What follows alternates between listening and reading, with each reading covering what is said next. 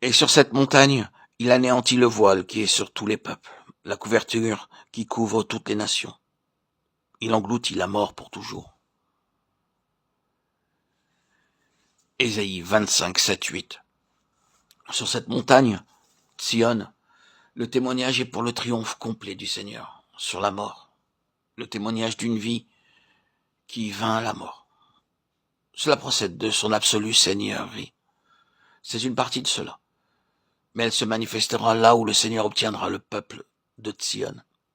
Et vous aurez un témoignage de vie inhabituel. La chose que nous devons toujours considérer, c'est que si vous obtenez un peuple qui soit entré dans ce que Sion signifie, en parvenant à la plus pleine pensée que Dieu possède en son Fils, vous trouvez la vie. Or, je vous dis que je chéris cet aspect du témoignage très chèrement, immensément. Pour moi, c'est le plus important que nous soyons maintenant dans la vie. Pas simplement des gens qui ont un enseignement spécifique, une certaine lumière concernant la vérité, mais qui peut-être sont aussi morts que l'on peut être. Car il est possible d'avoir une merveilleuse somme de vérité, mais d'être entièrement mort. Cependant, que l'enseignement soit ou non compris par les gens qui viennent, notre désir, c'est que la première chose qu'ils rencontrent et enregistrent, ce soit quelle vie il y a ici. Non pas quel enseignement il y a ici, mais quelle vie. Dans une telle atmosphère, vous avez de la croissance.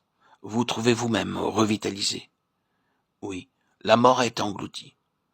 C'est cela le témoignage. C'est une partie du témoignage pour Israël. Et qui dira que l'Église dans son ensemble n'a pas besoin de connaître d'une manière nouvelle la puissance de sa vie de résurrection? Est-ce que ce n'est pas cela qui est justement nécessaire? C'est réellement ce que beaucoup recherchent.